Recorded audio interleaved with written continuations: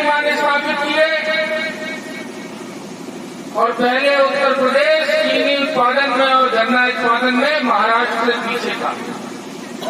लेकिन आप सबके आशीर्वाद के वजह से, आप सबकी कड़ी मेहनत के कारण आज हम पूरे भारत में चीनी उत्पादन और गन्ना उत्पादन में प्रथम स्थान पे हैं।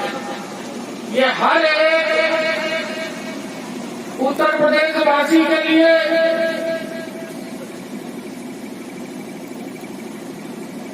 एक गौरवमयी पल है कि जहां हम नंबर 2 पे हुआ करते थे, आप सब के कारण हम नंबर 1 पे पहुंच गए और हमारा देश आज विश्व के अंदर नंबर 1 के चीनी उत्पादन इस चीनी मिल की बदौलत खड़ा है।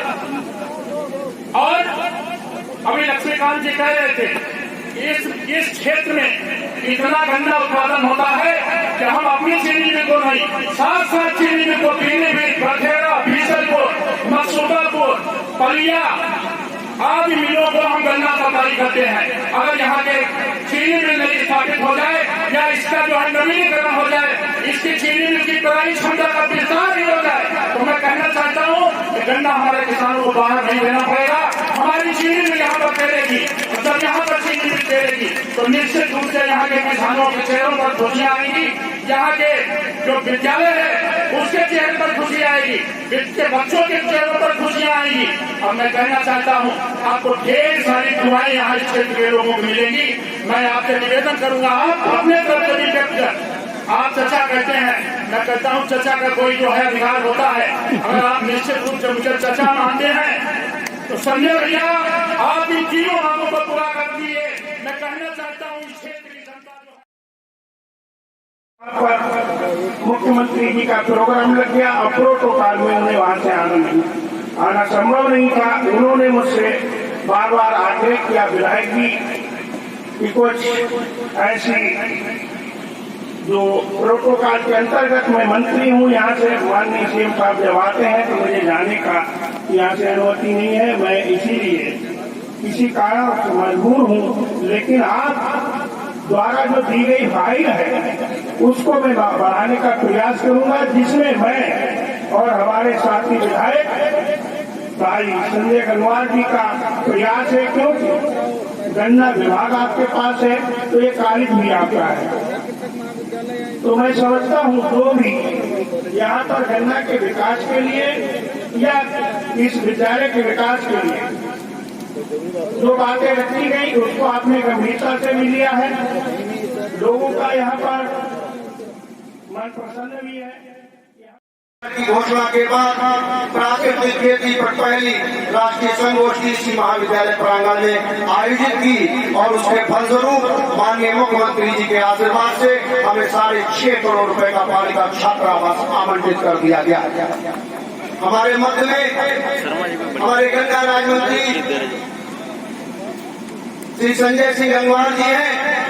मैं बाकी चीज रखने से पहले आपका ध्यान आकर्षित करना चाहता हूँ। गत वर्ष हमको जो गन्ना किसानों के प्रशिक्षण के लिए गुड़गांव जाना पड़ता था, उसका एक प्रस्ताव उत्तर प्रदेश सरकार को दिया था, जो आपके विभाग के पास है। निश्चित रूप से अगर उस प्रस्ताव को स्वीकृत कर दिया जाए तो बरेली मंडल बल्कि उत्तर प्रदेश का पहला प्रशिक्षण केंद्र इस गन्ना कृषक महाविद्यालय में स्थापित हो सकता है, जिसका पूरा निर्णय आपको लेना है। आप हमारे मध्य हैं तो निश्चित रूप से अगर इसको स्वीकृत कर देंगे तो जिस कल्पना के साथ गन्ना किसानों ने इस महाविद्यालय को स्थापित किया था वह पूर्ण हो जाएगा। आज हम भारतीय कृषि उत्पादन में गन्ने के महत्व एवं विकास की स्थिति पर चर्चा कर रहे हैं। हमारे बीच विभिन्न प्रांतों के शिक्षाविद 2 दिवस में रहेंगे, कृषि वैज्ञानिक रहेंगे, शासन प्रशासन के अधिकारी हमारे मध्य वीडियो कॉन्फ्रेंसिंग के माध्यम से हम सबका मार्गदर्शन करेंगे। मैं बताना चाहूंगा कि जब कोरोना काल में लोग अपने घरों से नहीं निकल रहे थे, इसी महाविद्यालय के छात्र और स्टाफ के कुछ सदस्य चेतना जगाने का कार्य कर रहे थे, प्रवासी मजदूरों के हित के हितकार कर रहे थे और जिस प्राकृतिक उसको हमने समाप्त किया था, हम उसको किस तरह से कर सकते हैं, इस पर काम कर रहे थे। और उसके फलस्वरूप भारत सरकार शिक्षा मंत्रालय द्वारा ग्रीन अवार्ड से इस महाविद्यालय को सम्मानित किया गया। ये भी हमारे लिए गौरव की बात है।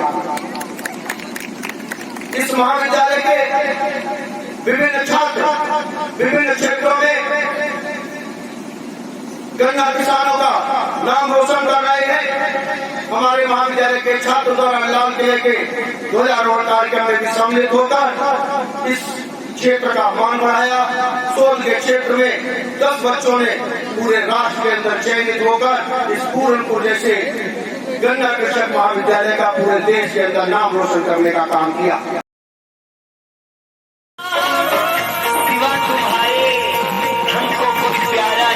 शाम इसीलिए तुम्हारे बिना गुजारा नहीं है शाम, और जिसको हम देखते रहे जी भर के, ऐसा तो कोई नजारा नहीं है शाम।